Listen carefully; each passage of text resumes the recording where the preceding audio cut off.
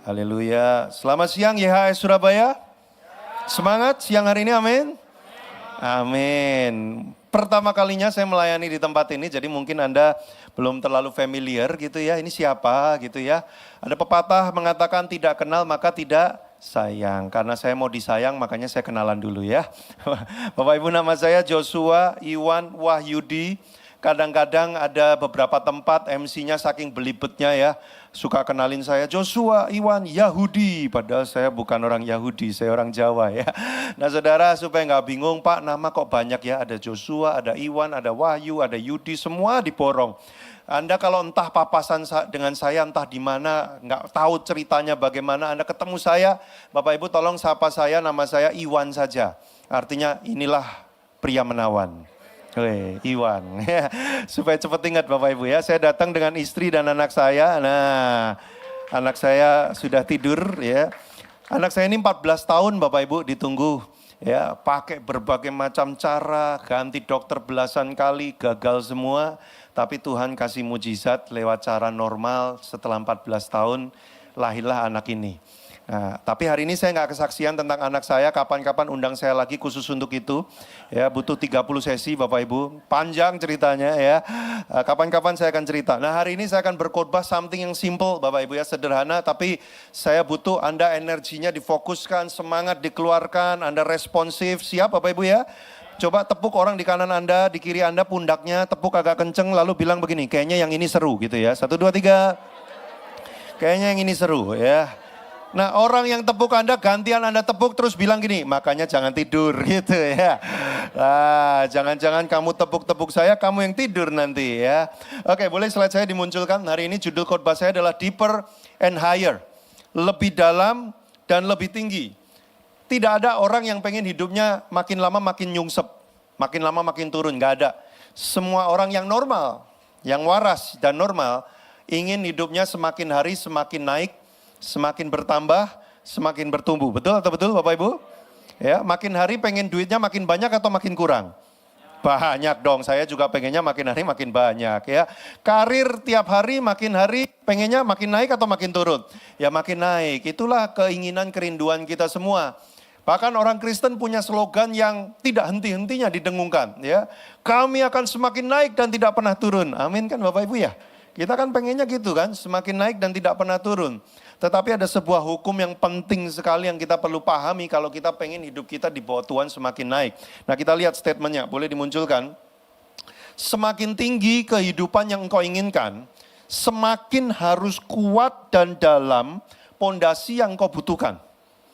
Kalau saudara pengen kehidupanmu itu di bawah Tuhan makin naik, engkau justru harus taruh pondasi hidupmu itu makin dalam bersama dengan Tuhan. Nah banyak orang Kristen cuma mau naiknya, tapi nggak mau dalamnya. Kalau diajak untuk mendalam nggak mau, tapi pengennya ayo tambahkan lagi Tuhan, bawa aku makin naik Tuhan, itu bahaya. Bapak Ibu kalau Anda bangun bangunan gedung yang makin tinggi, makin gedungnya itu berlantainya itu bertingkat-tingkat makin tinggi, pondasinya itu harus nancep makin dalam Bapak Ibu. Anda nggak bisa bangun bangunan 30 lantai, 40 lantai, pakai pondasi rumah 2 lantai, nggak bisa. Nanti yang ada kehancuran, kerusakannya itu akan parah sekali. Kenapa? Karena bangunan makin tinggi, tekanannya makin besar. Maka dia butuh pondasi makin dalam. Nah ini hukum, ini tuh prinsip. Suka tidak suka berlaku kepada hidup kita. Banyak orang gak bangun pondasi yang kuat untuk hidupnya, tapi dia pengen cepet-cepet naik. Nah makanya gini loh. Kalau kita ikut seminar-seminar gitu ya, terutama seminar kesuksesan, seminar tanda kutip motivasi, kita seringkali diajari untuk bermimpi besar, betul ya Bapak Ibu ya, bermimpilah besar. Kadang-kadang dalam bahasa lebih Kristennya itu ada orang bilang gini, Tuhan kita itu Tuhan yang besar. Jadi kalau mimpi itu mesti besar sesuai dengan kebesarannya Tuhan kita gitu ya. Saya tidak menolak prinsip itu ada benernya. Tetapi buat saya jangan cuma bermimpi besar, saudara harus bermimpi benar. Besar tapi kalau nggak benar bahaya loh Bapak Ibu. Banyak orang pengennya cepat gede, hidupnya pengennya cepat, wah begini, dapat ini, wah naik begini, bertambah begini. Tapi nggak bener naruh pondasinya, wah itu mengerikan sekali. Bangun rumah Pertama kali yang dimulai apa Bapak Ibu? Nggak mungkin tembok dulu. Nggak mungkin atap dulu, yang kontraktor mah udah tahu banget. Ya, saya kalau sama kontraktor, Pak, pondasi terakhir aja. Ya, saya pengennya ini yang, wah pokoknya yang keren-keren dulu itu loh, supaya kelihatan dulu. Baru habis itu nanti tambahin pondasinya. Nggak bisa Pak. Pondasi yang pertama kali dan harus kedalamannya sesuai mau naiknya seberapa tinggi. Kalau 4 lantai ya pondasinya mesti benar. Nggak bisa 4 lantai pakai pondasi 1 lantai Bapak Ibu. Nah ini prinsip. Tapi banyak orang Kristen nggak mau begini. Maunya naiknya cepet gitu ya. Tapi membangun pondasinya nggak mau. Nah ini bahaya. Coba kita lihat ada tanaman namanya bambu Bapak Ibu. Orang kalau nanam tanaman bambu, mungkin kalau yang nggak ngerti bisa bingung. Karena 5 tahun pertama bambu itu nggak muncul ke permukaan. 5 tahun pertama bambu itu masuk ke dalam. 5 tahun Bapak Ibu. Jadi kalau orang nggak ngerti, baru 1 tahun dipikir ini gagal. Wah ini udah nggak muncul, ini udah gagal, tinggalin aja. Padahal dia bertumbuh, tapi bertumbuhnya kemana? Ke dalam dulu. Begitu dia udah cukup dalam, baru dia muncul naik ke atas. Makanya bambu adalah salah satu tanaman yang paling tahan kena angin badai. Dia cuma maju mundur cantik, gitu. Jarang yang patah. Kalau sampai bambu patah berarti tanaman lain udah porak-poranda itu. Nah kenapa bisa begitu? Karena dia kuat sekali menancap ke dalam. Makanya begitu dia naik ke permukaan, dia kuat, dia teguh, dia nggak goyah. Nah ayatnya kita baca, Yesus menyampaikan prinsip ini. Bapak Ibu ya dalam sebuah ajarannya. Mari kita lihat di Lukas 6 ayat 47 sampai 48. Kita baca ayat nggak banyak Bapak Ibu, cuman 1. Tapi diulang-ulang dan saya penekanannya di tempat-tempat kalimat yang berbeda-beda. Saudara lihat highlight warna birunya nanti ya. Nah kita mulai yang pertama ya. Setiap orang yang datang kepadaku dan mendengarkan perkataanku serta melakukannya, aku akan menyamakan kepadamu dengan siapa ia dapat disamakan. Ia sama dengan orang yang mendirikan rumah. Orang itu menggali dalam-dalam dan meletakkan dasarnya di atas batu. Ketika datang air bah dan banjir melanda rumah itu, inilah kehidupan orang Kristen yang benar. Rumah itu tidak dapat digoyahkan karena kokoh dibangun. Apa sih banjir itu? Air bah itu apa? Boleh dimunculkan. Ya. Next slide. Pertama kita semua udah tahu yang namanya air bah dan banjir itu apa? Masalah dalam hidup. Bapak Ibu, yang namanya hidup di dunia ini, judulnya Anda masih manusia. Coba dilihat kiri kanannya betul manusia ya. Bukan makhluk astral ya. Atau makhluk halus jadi-jadian kan ya, manusia ya. Tidak bisa lepas dari masalah, itu udah kodrat. Mau Kristen dekek, orang Jawa bilang. Ya mau kayak gimana, tetap gak lepas dari masalah. Itulah kodrat kita sebagai manusia hidup di dunia yang sudah rusak oleh dosa ini. Kapan kita bebas dari masalah? Nanti, waktu Yesus menjemput kita, entah secara pribadi maupun di awan-awan nanti. Membawa kita ke surga, bebas masalah itu sudah. Ya Anda gak mikir cari duit lagi, udah gak ada nilainya duit di surga nanti. Anda gak pusing lagi makan apa, Anda gak pusing nanti kepanasan atau kedinginan, udah bebas masalah. Tapi sebelum itu terjadi, walaupun Anda udah ikut Tuhan Yesus sungguh-sungguh, tetap ada masalah Bapak Ibu. Ikut Tuhan Yesus itu bukan untuk menghilangkan masalah. Ikut Tuhan Yesus adalah untuk kuat menghadapi masalah. Bapak Ibu. Nah makanya banyak orang kecewa jadi Kristen. Wah aku ikut Tuhan Yesus kok hidupku jadi bermasalah ya. Lah emang udah hidup berapa lama sih kok nggak tahu ya kalau hidup ini memang kodratnya masalah. Musa kan nulis di Mazmur. Hidup manusia itu 70 tahun, kalau kuat 80 tahun. Kebanggaannya ialah kesukaran dan penderitaan. Saudara kalau ketemu orang yang umurnya udah senior gitu ya. Maaf ya ini bukan ngomongin yang udah senior, ini realita ya. Usia 70, 80 gitu ya. Kalau ngobrol yang dibanggakan apa Bapak Ibu? Coba Anda amatin deh ngobrol sama orang senior. Yang dibanggakan apa? Dulu, wah aku itu ikut perang. Mau mati loh, mau mati kok bangga. Ya, aku udah megap-megap itu waktu itu ya ketembak Belanda gitu kan. Membanggakan gitu kan ya. Terus apa lagi? Dulu aku ngerintis usaha sampai nggak makan ya berhari-hari, setengah mati itu. Kebanggaannya, kesukaran dan penderitaan itu manusia, betul atau betul Bapak Ibu? Ya, makanya sekarang kan banyak orang adu nasib. Ya, kalau di sosial media itu cerita itu ya, bangga-banggaan susah. Halah kamu baru gitu, aku ini loh digampar sama suamiku sampai mencelat aku. Wah, lo kok bangga diceritakan gitu loh. Itulah manusia. Apa yang mau diceritakan selain kesukaran dan penderitaan, ya kan?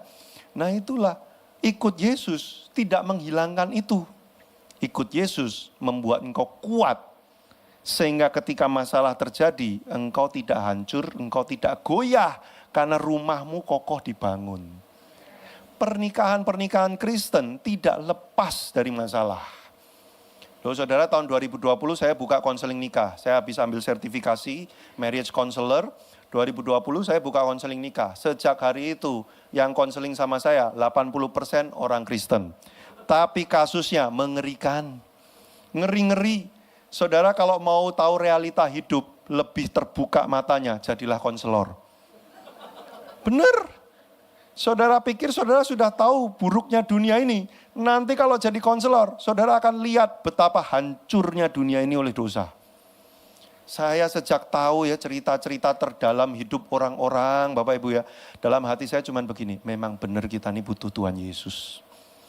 Dosa sudah merusak kehidupan manusia begitu rupa. Wah, tidak bisa lepas dari masalah. Nah, tapi udahlah nggak usah panjang-panjang ngomongin masalah, kita semua udah jago lah, bermasalah lah kita lah ya. Nah, berikutnya ya, pencobaan yang kedua adalah apa? Godaan dosa. Belum yang tadi, godaan dosa. Jadi air bah dan banjir itu bisa berupa masalah, bisa berupa dosa. Ada orang punya masalah, kuat-kuat terus saja. Bisa dia ngadepin karena mungkin mentalnya strong gitu ya. Tapi begitu dihadapkan dengan dosa, lemah dia. Nah, dosa itu bukan masalah, dosa adalah dosa. Ya, dosa itu lebih dari sekedar masalah. Banyak orang bilang begini, wah aku punya masalah nih. Aku selingkuh, itu bukan masalah, itu dosa. Dosa itu treatmentnya lebih dari sekedar masalah, tingkat urgensinya.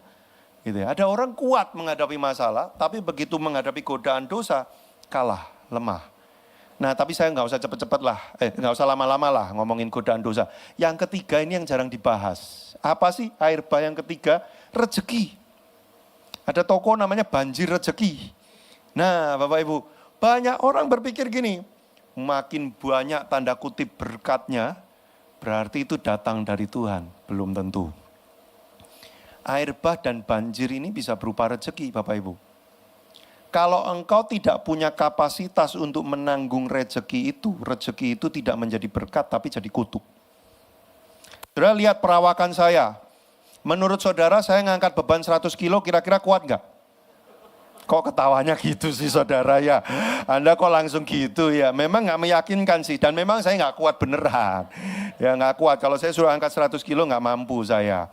Artinya apa? Kapasitas saya bukan 100 kilo. Jadi kalau saya dikasih 100 kilo itu tidak membuat saya bertambah kuat. Itu menghancurkan saya. Tapi beda sama orang-orang yang memang bodybuilder gitu ya. Yang mereka bisa ngangkat sampai 120 kilo juga kuat-kuat aja. Dikasih 100 kilo, otot mereka makin kuat. Karena mereka punya kapasitasnya. Nih Bapak Ibu, kalau Anda kemampuan kapasitas Anda cuma bisa ngelola duit 5 juta, Anda dikasih 20 juta, itu bukan berkat, itu bahaya. Banyak orang rusak karena itu hidupnya. Loh saudara emang gak pernah ketemu. Orang dulu waktu masih pas-pasan ini bukan pas pengen keluar negeri, pas ada duitnya, bukan. Kalau itu pas banget gitu ya. Ini pas-pasan, bener-bener pas-pasan. Cinta Tuhan, pelayanan, rajin doa. Begitu dapat berkat banyak tanda kutip, duitnya tambah banyak, karir meningkat. Udah gak ke gereja, udah gak doa, udah gak pelayanan. Loh apakah itu berkat? Bukan. Gini loh saudara. Sesuatu yang menjauhkan kita dari Tuhan itu bukan berkat, walaupun bentuknya baik. Maaf, ini yang muda-muda ya, kan saya lihat beberapa muda ya, umurnya kayak saya 17 tahunan gitu ya. Nah, dapat pacar cantik, wah berkat Tuhan. Tapi dia ngajakin kamu untuk gak ke gereja, bukan berkat Tuhan. Loh, waktu Yesus dicobai oleh iblis, Bapak Ibu, dia ngomong begini. Sama Tuhan Yesus, iblisnya ngomong begini, sembah aku, maka aku akan berikan semua ini kerajaan di dunia. Karena semuanya ini sudah berada dalam kekuasaanku, diberikan kepadaku. Berarti iblis juga bisa ngasih kita duit. Iblis juga bisa ngasih kita kekuasaan. Iblis juga bisa ngasih kita popularitas, kemewahan. Bisa. Jadi jangan selalu berpikir, wah ini lagi mau dapat proyek besar ini, berkat Tuhan. Lah Anda punya kapasitasnya enggak? Pondasi Anda kuat enggak untuk nanggung itu? Kalau enggak, remek nanti. Pernikahan-pernikahan banyak yang hancur gara-gara itu loh Bapak Ibu ya. Pernah ada satu wanita cerita, konseling. Pak, dulu 5 tahun yang lalu saya sama suami saya, kami masih hidup ya berjuang, duit belum ada, ya kami kurang, tapi kami setiap pagi doa. Kami melayani bersama, kami datang kebaktian, wah kami cinta Tuhan. 5 tahun kemudian, bisnisnya suami saya meningkat drastis. Uang bertambah banyak, semua yang kami inginkan mulai bisa dibeli. Setelah 5 tahun apa yang terjadi? Suaminya mulai main gila. Saya bingung mainan apa sih yang bikin gila. Ya kok bisa main gila gitu, main terus jadi gila gitu. Ya, suami saya mulai main gila, boro-boro doa setiap pagi, boro-boro datang kebaktian pelayanan. Dia pulang ke rumah aja nggak tahu kapan Pak. Dia udah pergi sama sundel bolong. Saudara, apakah itu berkat Tuhan? Berkat Tuhan atau enggak, kadang-kadang tergantung kapasitasmu itu seberapa, pondasimu sekuat apa. Saudara gini loh, Tuhan itu kan Bapak yang baik, betul atau betul? Dia bahkan lebih baik dari Bapak yang ada di dunia ini. Orang tua yang baik tidak memberikan segala-galanya untuk anaknya. Nih, saya ulang. Orang tua yang baik tidak memberikan segala-galanya buat anaknya. Orang tua yang baik hanya memberikan yang terbaik buat anaknya. Saya nggak kasih semuanya yang diminta oleh anak saya nggak berikan anak saya segala-galanya. Kalau anak saya minta sesuatu yang buruk buat dia, saya akan larang dan saya nggak akan kasih karena saya pengen menjadi bapak yang baik buat dia. Saya memastikan, berusaha memastikan hanya yang terbaik yang saya mau berikan buat anak saya. Apalagi bapak di surga. Dia nggak akan memberikan sesuatu kalau dia tahu ini akan merusak hidupmu. Dia cek, wah pondasimu cuman segini, cuman kuat 2 lantai. Ya aku kasihnya ya 2 lantai aja, tapi iblis adalah bapak pendusta, dia pengen menghancurkan hidup kita. Wih pondasinya cuma 2 lantai, kita kasih dia kemuliaan 50 lantai. Jreng, kita seneng. Tapi begitu air bah datang, hancur rusak porak-poranda. Makanya doa sama Tuhan itu jangan gini Bapak Ibu. Tuhan berikan aku uang yang banyak. Itu doanya enggak gitu. Loh Pak terus doanya gimana? Doanya gini, Tuhan buat aku punya kapasitas semakin kuat di dalam Tuhan. Upgrade diriku. Mentalitasnya, cara berpikirnya, keahliannya, kedalaman dengan Tuhannya. Upgrade aku makin dalam. Supaya Tuhan bisa percayakan lebih banyak kepada saya. Minta duit 100 juta, tapi kapasitasnya cuma bisa ngelola 10 juta. Mau gimana ceritanya nanti balik lagi ke 10 juta. Saudara pernah nggak ketemu orang kayak gitu? Saya pernah, mau nolongin orang, kita modalin dia. Wah compang camping, deng, bubar. Kita tutup utangnya, bantu modalin lagi. Deng, bubar. Pernah ketemu orang model kayak gitu? Kenapa? Kapasitasnya cuma segitu. Jadi mau dikasih seberapa pun, nggak bisa. Nah saudara, jadi yang penting tuh gini loh. Kamu pengen setinggi apa hidupmu? Bangun pondasimu kedalamannya sesuai segitu. Kalau enggak, jangan pengen tinggi-tinggi. Ngeri nanti. Saudara jatuhmu akan ngeri sekali. Nah Tuhan nggak mau itu terjadi. Iblis yang mau itu terjadi. Makanya saudara, mari kita fokus di kedalaman. Yuk lanjut. Sampai di sini jelas ya Bapak Ibu ya, clear ya. Oke lanjut ya. Ada 2 pertanyaan dari khotbah saya pada siang hari ini. 1, engkau membangun di atas dasar apa untuk hidupmu? Pondasi hidupmu itu dasarnya apa sih Bapak Ibu? Ya, kita kan orang Kristen, harusnya dasar kita apa? Ya perkataan firman Tuhan. Nah mari kita baca ayatnya. Ayatnya cuma satu Bapak Ibu ya, tapi highlight warna birunya pindah-pindah ya. Setiap orang yang datang kepadaku mendengarkan perkataanku serta melakukannya, aku akan menyatakan kepadamu dengan siapa ia dapat disamakan. Ia sama dengan orang yang mendirikan rumah, orang itu menggali dalam-dalam dan meletakkan dasarnya, pondasinya di atas apa?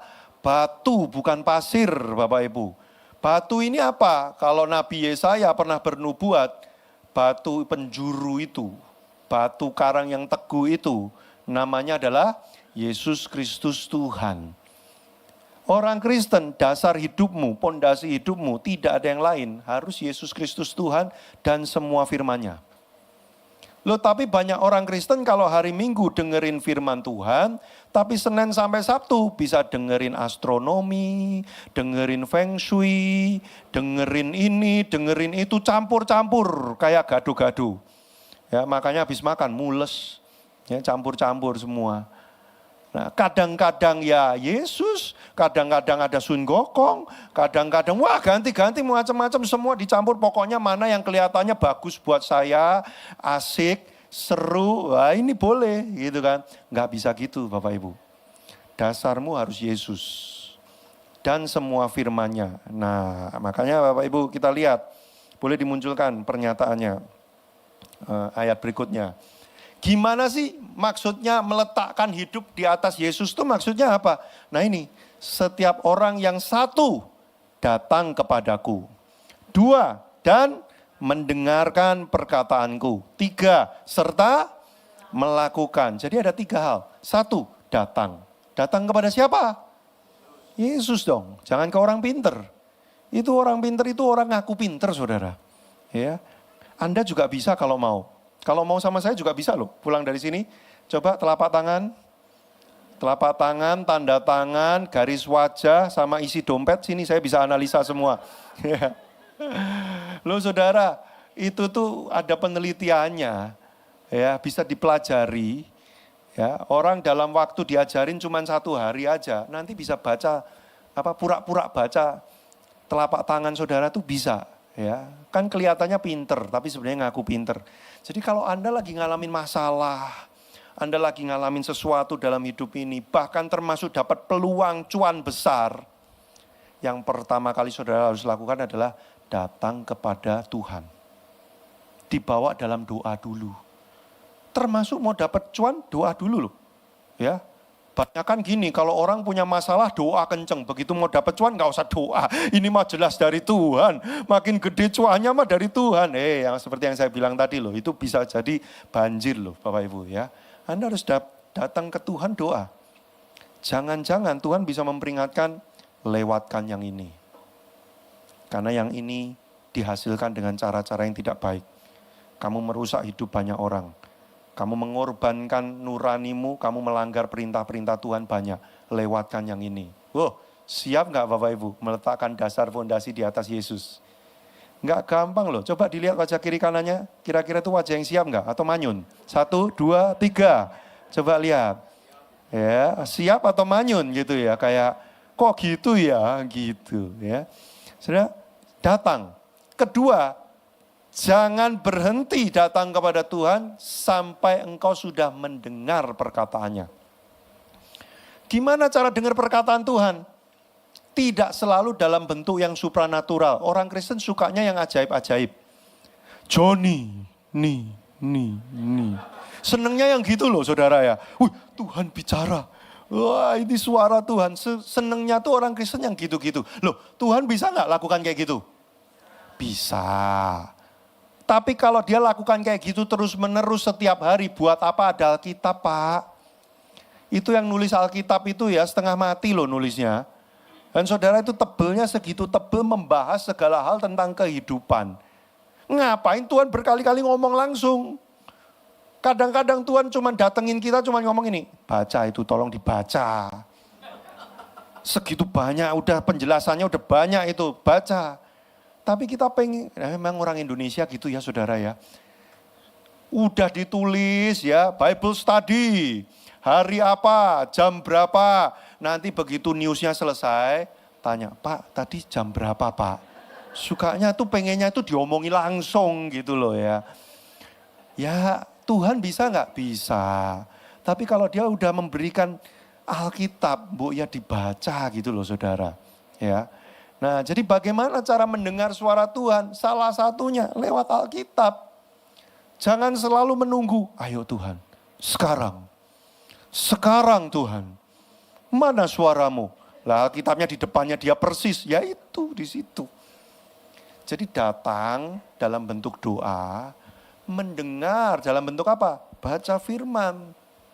Habis itu yang ketiga apa? Lakukan. Makin sering Anda lakukan firman Tuhan, makin kokoh Anda menaruh hidup pondasi Anda di atas Yesus Kristus Tuhan. Nah, makanya kita lihat, boleh dimunculkan statement saya ini. Kebenaran yang tidak selaras dengan Kristus bukan kebenaran, tidak peduli sebagus apa perkataan dan tulisannya. Loh, zaman sekarang saudara ya, orang itu pada mengaku bijaksana semua, betul nggak sih? Ya coba lihat tuh YouTube, Instagram, TikTok, semua orang kan jadi pakar saudara ya. Ada pakar ini, pakar itu, bahkan pakar firman Tuhannya juga banyak banget loh di TikTok sekarang saudara ya. Ajaran-ajaran itu, waduh udah banyak sekali. Seringkali kedengarannya bagus. Tapi kalau tidak selaras dengan kebenaran dari firman Tuhan, tidak sesuai dengan yang dikatakan Kristus, dia bukan kebenaran. Saya kasih contoh, paling simpel. Ada orang bilang begini, untuk diselamatkan, enggak harus lewat Yesus Kristus Tuhan. Kita bisa dengan melakukan hal-hal yang baik, mengasihi orang lain, kita bisa diselamatkan. Lah wong Alkitabnya udah jelas loh, yang ngomong Yesus sendiri loh. Kalimatnya gimana Bapak Ibu? Akulah jalan, kebenaran, dan hidup. Tidak seorang pun bisa bertemu dengan Bapa tanpa melalui aku. Lah kurang apa jelasnya Bapak Ibu? Tapi tetap bisa ada orang ngomong yang berbeda. Gini, ini saya kasih tahu ya Bapak Ibu ya. Ada orang bilang begini, Pak, kan ada banyak jalan menuju ke Roma. Nah ya itu ke Roma. Ya begitu juga dengan surga Pak. Ada banyak jalan menuju ke surga. Bisa lewat Tuhan Yesus, bisa lewat Cupatkai, bisa lewat Gatot Kaca, bisa lewat siapa. Yang penting kan ujungnya ke surga. Saya nanya gini, memang jangan-jangan ada banyak jalan menuju ke surga. Tapi kalau mau ketemu sama Bapak di surga, cuman Yesus yang bisa nganterin kita. Ngapain kamu nyampe ke surga gak ketemu sama Bapaknya? Gak ketemu sama yang punya. Tujuan kita itu bukan tempat, tujuan kita itu pribadi. Surga adalah dimanapun kita berada bersama dengan Bapak. Kalau Bapak meninggalkan tempat itu, dia bukan surga lagi. Dia menjadi neraka. Neraka bukan cuma penyiksaan yang kekal. Neraka adalah keterpisahan dengan Bapa di surga selama-lamanya. Andaikan memang benar ada banyak jalan ke surga, tapi cuma Yesus yang bisa nganterin ketemu dengan Bapa. Ada banyak jalan menuju ke rumah saya. Saudara bisa lewat laut, lewat udara, lewat darat, ada banyak jalan bisa ditempuh. Tapi cuma istri saya yang bisa nganterin saudara ketemu sama saya. Mau makan satu meja sama saya di rumah saya, cuma bisa lewat istri saya. Ngapain saudara nyampe di depan rumah saya tapi gak masuk dan makan sama saya? Kan gelandangan di emperan namanya. Saudara nangkep maksud saya? Banyak ajaran bagus kelihatannya, kedengarannya. Tapi bukan kebenaran kalau tidak selaras dengan apa yang Kristus katakan. Pertanyaannya, Anda tahu nggak yang selaras sama Kristus itu yang mana? Kalau nggak pernah baca Alkitab, lah itu problemnya. Saudara gimana bedain uang palsu dengan uang asli? Saudara harus tahu yang asli dulu yang mana. Nah, Pak namanya siapa Pak? Setiawan. Ya. Andaikan saya belum pernah ketemu muka dengan muka sama sekali dengan Pak Setiawan. Siapapun bapak-bapak di tempat ini ngaku datang ke saya. Nama saya Pak Setiawan, saya percaya. Lah saya belum tahu aslinya kok. Tapi begitu saya tahu aslinya, ada orang datang ke saya ngaku Pak Setiawan. Bukan, kamu bukan Pak Setiawan. Karena saya udah tahu yang aslinya siapa. Sudah nangkep maksud saya? Kalau saudara nggak pernah baca firman Tuhan yang benerannya seperti apa. Dan saudara nggak mengerti benar-benar. Nanti orang bilang atas nama firman Tuhan, saudara percaya aja. Nah itu yang terjadi dengan kekristenan sekarang loh Bapak Ibu. Hati-hati loh.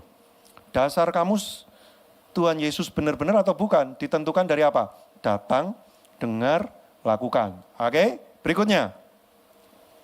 Boleh dimunculkan pertanyaan yang kedua.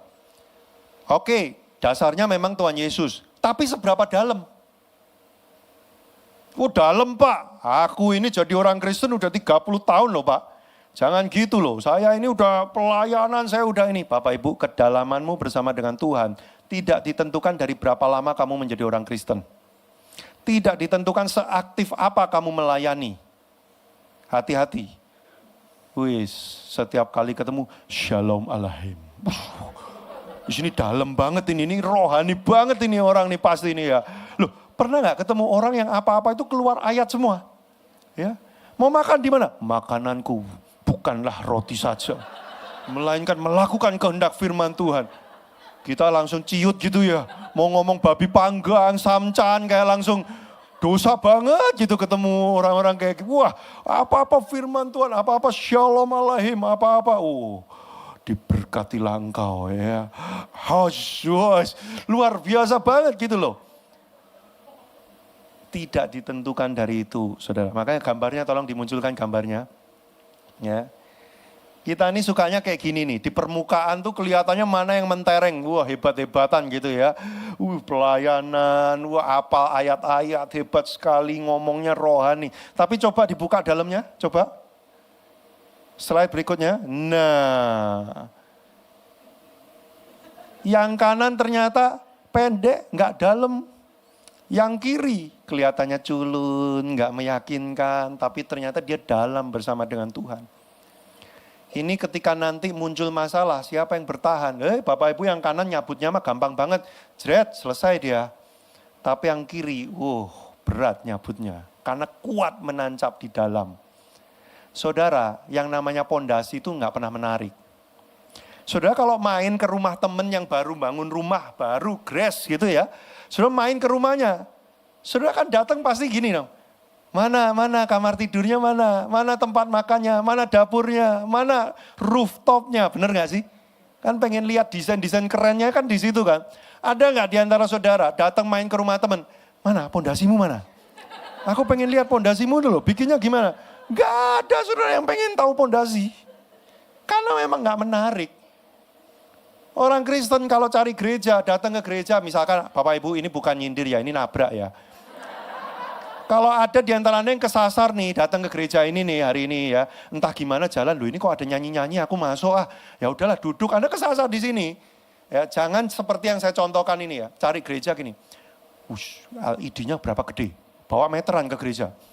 Wah lumayan gede, bagus ini. Pemain musik, jago, wah bagus. Yang nyanyi, suaranya bagus.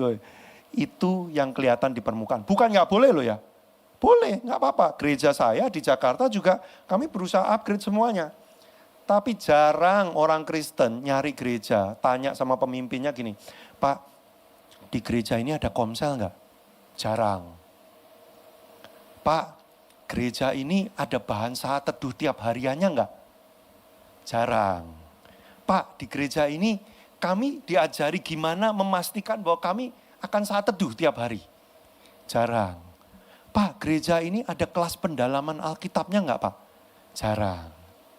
Yang sering apa? Pak, di gereja ini kalau didoakan manjur enggak?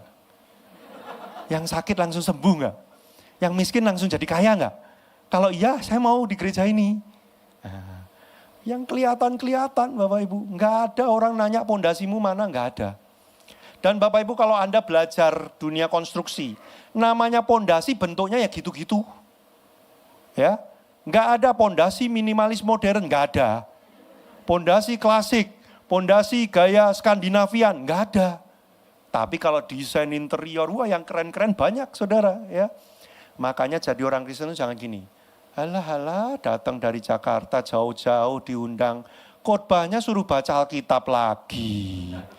Kalau kayak gitu mah udah dari dulu aku dengar lah yang namanya pondasi ya itu aja Pak. Doa, baca firman, bersekutu dengan orang percaya, lakukan firman, menginjil. Ya udah itu aja. Lah memang zaman sekarang tuh kekristenan memang makin seru saudara ya. Bawa naik meja pingpong ya. Ada Vespa, ada kasur yang khotbah seru. Badut muncul, pulang dapat door prize kulkas ya. Saudaraku, kadang-kadang kita begitu terpukau dengan dekorasi-dekorasi. Pondasinya gak dibangun, air bah datang, bubar hidup kita. Khotbah yang lucu bagus gak? Bagus. Tapi khotbah yang lucu tidak menyelamatkanmu pada waktu masalah datang. Yang menyelamatkanmu pada waktu masalah datang, apakah tiap hari engkau datang di hadapan Tuhan, saat teduh, baca Alkitab, praktekin firman. Tidak ada orang yang lihat, tidak ada orang yang bertanya, karena itu pondasi di bawah tanah. Enggak ada yang lihat, hanya Tuhan yang tahu. Yes, waktu sudah berkedip-kedip di depan saya, saudara. Menunjukkan saya tinggal sedikit waktu khotbahnya. Tenang, slide-nya tinggal 3. Ayatnya. Nah, ini sudah ya. Oke. Setiap orang yang datang kepadaku mendengar perkataanku serta melakukannya. Jadi bagaimana sih Bapak Ibu bangun kedalaman? Supaya saya bisa dalam tuh gimana? Nah, tadi kan sudah dikatakan mendengar dan melakukan. Tapi boleh dimunculkan 2 kata ini. Slide berikutnya. Mendengar, melakukan. Ayatnya. Munculkan. Roma 10:17. Iman timbul dari pendengaran, tapi pendengaran oleh firman Kristus. Berikutnya, demikian juga halnya dengan iman. Iman tidak disertai perbuatan, maka iman itu pada hakikatnya adalah mati. Buat apa iman timbul kalau kemudian mati? Banyak orang mendengar, tapi nggak lakukan. Maka imannya muncul hanya saat mendengar, tapi habis itu mati. Sudah pernah nggak lihat film? Film laga, film action, film superhero. Keadaan udah kritis, wah udah mau kalah semua. Terus jagoan utamanya nongol, timbul dia. Jreng, tapi habis itu mati. Jret. Sudah nonton film kan gini, apa ini film apa ini? Rifan balikin duitku. Jagoan datang yang menang dong, jagoan datang tiba-tiba mati, terus tamat. Ya buat apa? Lah kayak gitu kurang lebih orang Kristen. Dengerin khotbah, baca firman, iman bangkit, wah, tapi gak mau lakukan. Habis itu nyungsep mati. Sudah berapa ratus ribu khotbah yang Anda dengarkan sejak Anda pertama jadi orang Kristen, berapa banyak yang Anda lakukan? Kenapa kok orang bisa denger tapi gak lakukan? Boleh dimunculkan. Pemain keyboard, dimanapun kau berada, tunjukkan pesonamu. Oh kayak take me out-nya jadinya ya. Ya. Kalau pembicara sudah mengundang pemain keyboard maju ke depan, sudah tahu artinya apa? Khotbah hampir selesai, puji Tuhan. Di antara mendengar dan melakukan ada jeda, ada gap, ada jurang. Yaitu apa? Kita baca ayatnya. Kepada setiap orang yang mendengar firman tentang kerajaan surga tetapi tidak mengerti, datang si jahat dan merampas yang ditaburkan dalam hati orang itu. Jadi ini salah satu penyebab kenapa orang udah banyak dengar, tapi kok nggak bisa dalam. Karena dia nggak ngerti. Pengertian, pemahaman, pengenalan akan firman Tuhannya lemah. Kalau kamu nggak ngerti gimana mau lakuinnya? Nggak bisa. Coba saudara, tolong jualan pakai digital marketing. Hah? Apa itu digital marketing? Loh saudara nggak tahu gimana mau lakuin. Harus belajar. Belajarnya harus mendalam. Supaya prakteknya juga powerful. Nah makanya saudara saya mendorong pulang dari sini. Jangan cuma baca Alkitab. Baca Alkitab setiap hari itu udah kebutuhan minimal standar. Udah gak usah dikhotbahin lagi itu sebenarnya. Tapi saya mendorong berikan waktu lebih banyak. Setelah membaca, selidiki. Kalau saya belajar di sekolah teologi, kami diajari gini, untuk mendalami firman. Salah satunya tuh gini, bertanyalah tentang ayat yang kamu baca. Kenapa ya Yesus kok ngomong kalimat ini ya? Kok dia pakai pemilihan katanya ini ya? Kok dia pakai rumah? Di atas batu, kok enggak di atas beton? Kok enggak di atas kayu? Kok batu? Kenapa ya? Emang kalau di atas pasir kenapa? Coba deh, kalau kita taruh sesuatu di atas pasir terus dialiri air, apa yang terjadi? Sudah bertanyalah dengan ayat yang kamu baca. Ini Yesus ngomongnya sama siapa ya? Konteksnya apa? Keadaannya apa? Pada zaman seperti apa? Orang-orang yang hadir di situ siapa aja? Itu membuat saudara makin mendalam. Nanti saudara akan menemukan mutiara-mutiara hikmat yang tidak ditemukan kalau cuman baca gitu. Waktu saudara berikan waktu lebih. Saudara, saya amazed. Kami diajari dengan teknik namanya hermeneutika. Kalau saudara yang sekolah teologi, saudara pasti tahu hermeneutika. Hermeneutika itu ada banyak teknik. Tapi kami baru praktekkan satu aja. Dosen saya bilang begini, semakin banyak waktu yang kau berikan untuk menggali firman, kamu akan menemukan kebenaran-kebenaran yang semakin dalam. Wah, waktu kamu praktek satu perikop digali dalam 1 jam, saudara. Saya kaget. Tadinya saya mau khotbahkan itu. Tapi ya nanti kapan-kapan lah, biar saya diundang lagi. Mazmur 1 ayat 1 sampai 6 itu saudara, waktu dibedah sampai 1 jam. Ternyata banyak sekali kebenaran-kebenaran yang praktis ada di dalamnya. Itu nggak bisa ditemukan kalau cuma baca aja gitu, saudara. Nggak bisa. Saudara mesti spend waktu. Saudara. Zaman sekarang internet, alat-alat untuk tahu bahasa asli dan lain-lain itu udah gampang dan banyak. Saudara nggak perlu sekolah teologi ya untuk pakai itu. Gini, saya tahu waktu sudah berkedip-kedip. Saudara berikan saya 3 menit. 3 menit, ini penting. Satu kali saya pelayanan ke Ambon. Habis selesai pelayanan, tim hospitality-nya nanyain saya, Pak, masih ada waktu nih, mau snorkeling nggak? Jarang-jarang saya habis pelayanan ditawarin snorkeling. Maulah, kan dia bilang gini, ada tempat yang tidak diketahui banyak orang, terpencil tapi bagus. Mau. Kami pergi ke sana, sepi memang. Terus udah siap-siap kan? Orang Ambon itu saudara, makanya disebut anak laut. Kenapa? Karena mereka bisa menyelam ke dalam 10 meter tanpa pakai alat, cuman pakai badan doang. Itu rata-rata orang Ambon seperti itu. Yang nemenin saya kayak gitu semua. Mereka udah nyemplung-nyemplung semua, saya masih cari-cari. Pak, nyari apa Pak? Ada pelampung nggak? Mereka bingung. Ini kan cuma snorkeling. Ngapain pakai pelampung? Saya nggak bisa renang. Oh ya udah. Mereka cariin pelampung, akhirnya kami pakai pelampung. Singkat cerita, snorkeling happy. Berapa bulan kemudian saya diundang lagi ke tempat yang sama. Tapi dalam berapa bulan itu saya belajar renang. Lumayan, udah bisa ngapung dan gaya kata, lumayan. Ya, nyampe di situ ditawarin lagi. Habis pelayanan, Pak mau snorkeling lagi nggak? Kali ini saya agak sombong bilang gini, mau, aku udah belajar renang. Mereka langsung gini, mantap. Nyampe lokasi, siap-siap. Mereka udah nyemplung. Saya cari-cari lagi pelampung kan. Mereka nanya, Pak ngapain? Ada pelampung nggak? Mereka bingung. Loh, katanya udah bisa renang.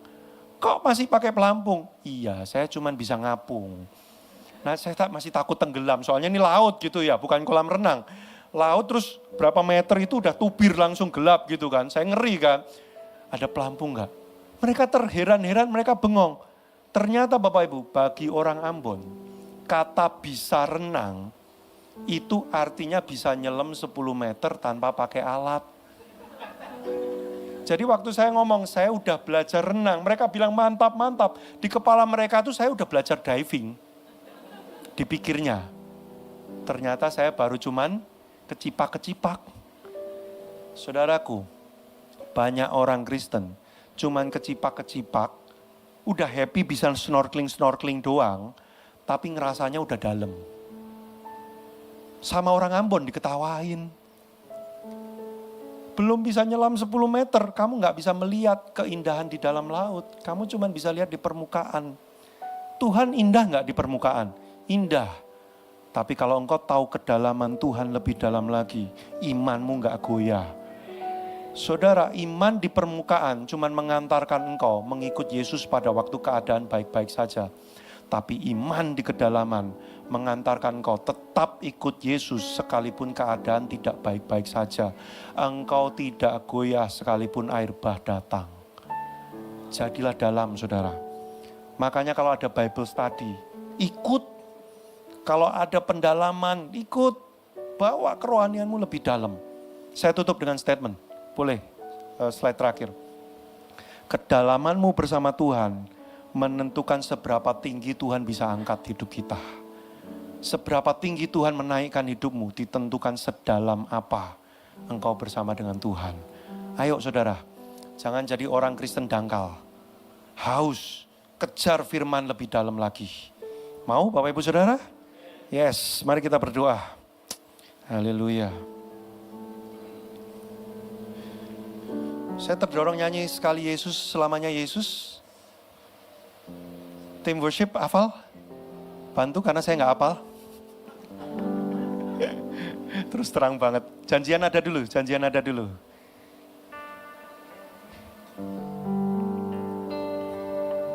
Langsung refnya saja.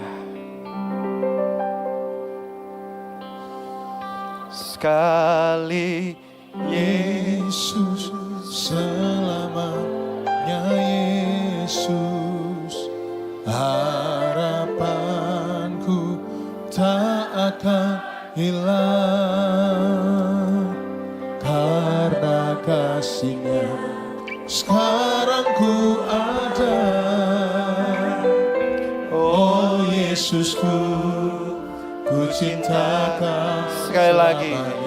Sekali Yesus. Oh Yesus, selamanya Yesus, harapanku tak akan hilang, karena kasih-Nya sekarang ku ada. Oh Yesusku, sekali lagi mari kita katakan. Sekali Yesus. Selamanya Yesus, harapanku tak akan hilang. Oh, karena kasih-Nya Sekarang ku ada. Oh Yesusku, sekali lagi angkat iman. Katakan sekali Yesus.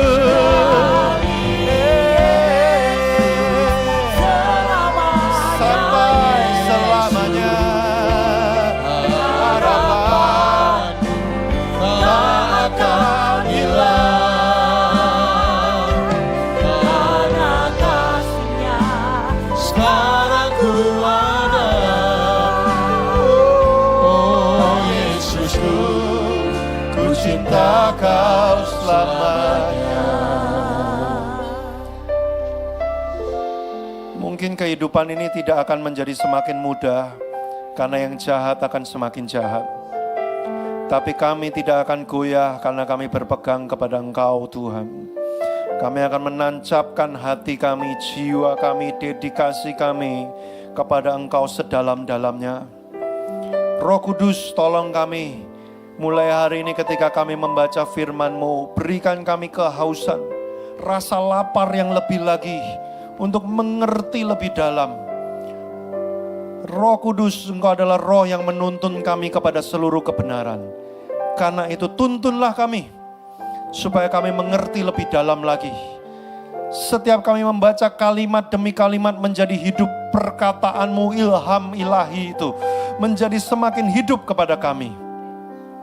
Tuhan tuntun kami kepada kebenaran demi kebenaran itu.